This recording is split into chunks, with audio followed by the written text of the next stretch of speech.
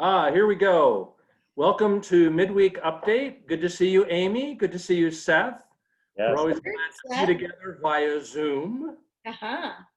Even though we're literally, Amy and I are not very far apart in the offices, and Seth, you're at home right now, but it's good for us to be together. We have kind of a lengthy list of things we want to go through today. Lots of interesting things going on.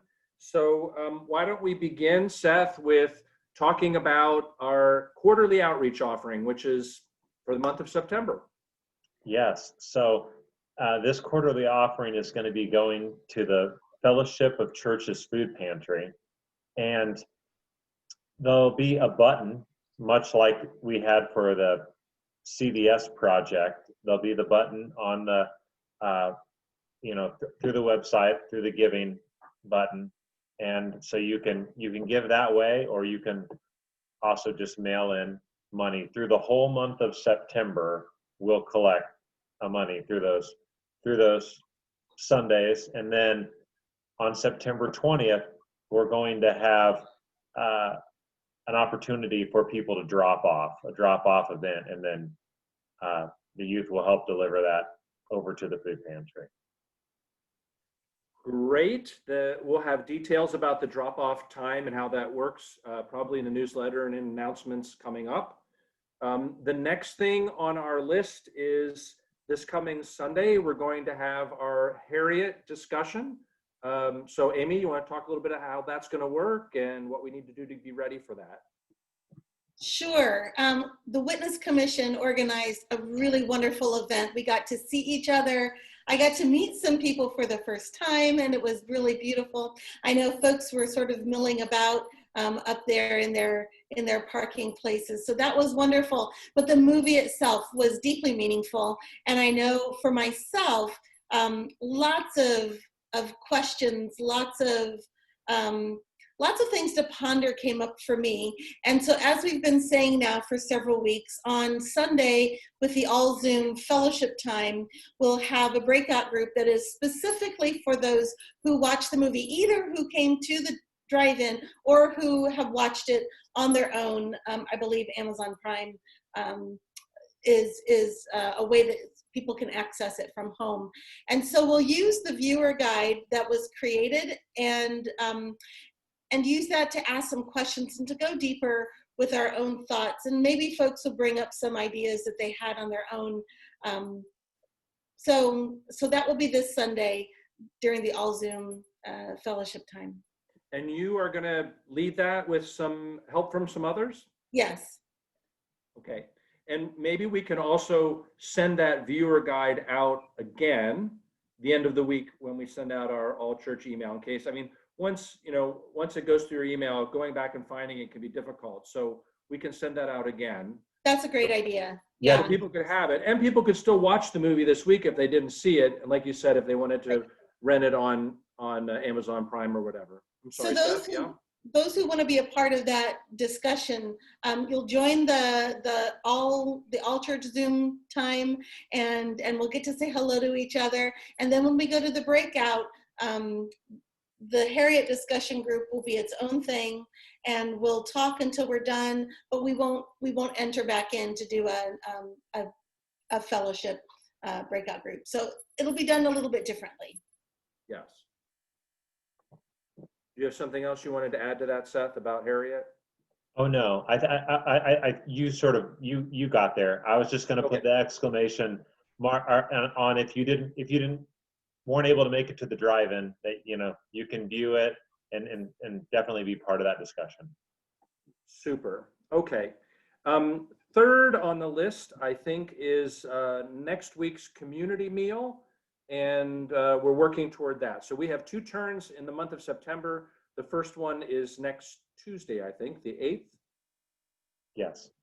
Okay. Do you have details for that, Seth? Yes. So I just wanted to encourage people to continue to sign up. We've had some really good folks start to sign up on the sheet. We're about halfway there for the food that we need for the 8th of September.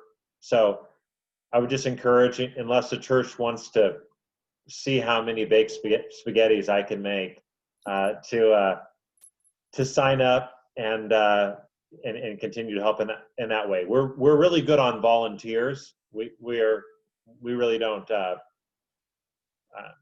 need many more volunteers, but in terms of the food, we could still use some more folks. So just encouraging people to help out in that way. I haven't looked at the sign up sheet yet, but is there like a standard recipe that people are working from? There isn't a standard recipe. No, we're allowing people to use their own creativity on both meals. So it's a chicken enchilada casserole and baked spaghetti. So is the baked spaghetti the first one? Yes. Yeah. So if people don't know how to make baked spaghetti, they can get the Seth Hendricks baked spaghetti recipe? Yes, contact me and we'll figure it out together. Wonderful. There's this thing called the internet that can help us sometimes. That's right. Yeah. Good.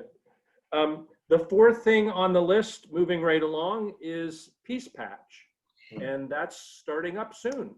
It is, and this is the Peace Patch that happens in normal times between fellowship and Sunday school once a month, as opposed to the preschool. So we will be doing that on September 13th at 8:30 a.m. You can wear your pajamas if you're kids. You can come, and we're gonna do what you normally do. So there will be some singing, and there will be celebrations of birthdays.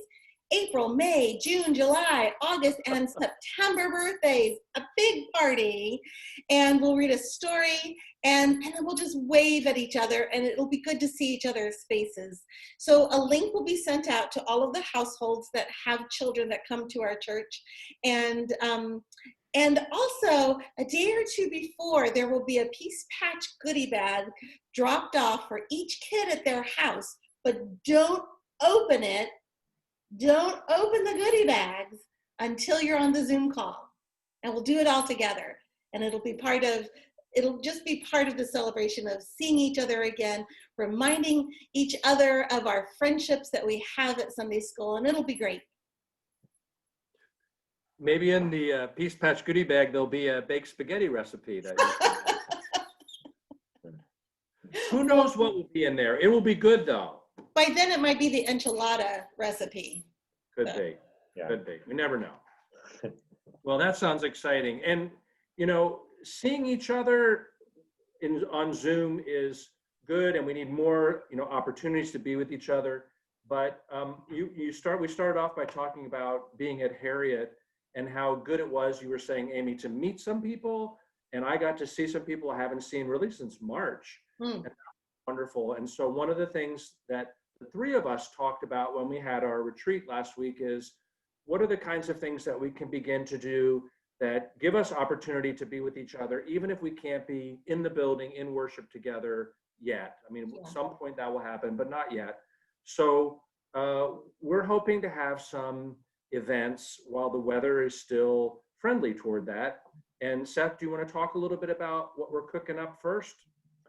Yes. So we are looking at September 13th in the evening there. We'll be having a campfire circle. I'm envisioning for those that have had some kind of outdoor camping experience, a little bit of flavor of what those campfires look like. So it'll feel like some worship. It'll feel like some fellowship. It might feel like something for our stomachs, for our bodies to enjoy, maybe some food on the campfire. But we're looking to have that gathering on the 13th, and there'll be some more information. There'll be a slide this week giving some information about that. We don't know exactly what that's going to look like. We do know that it will be, we'll take care of physical distancing, and we'll have some guidelines of how to be together, and we'll plan it for a space on the church property where there is enough room for us to be in each other's presence, but in the safest way that we can. And, as Seth and I were talking about it, I guess yesterday, we were talking about something that allows us to have some focus together, whether that's music or storytelling or that kind of thing, but also just to see each other and to be together in an outdoor setting while we have the opportunity. So the important thing right now is to put that on your calendar.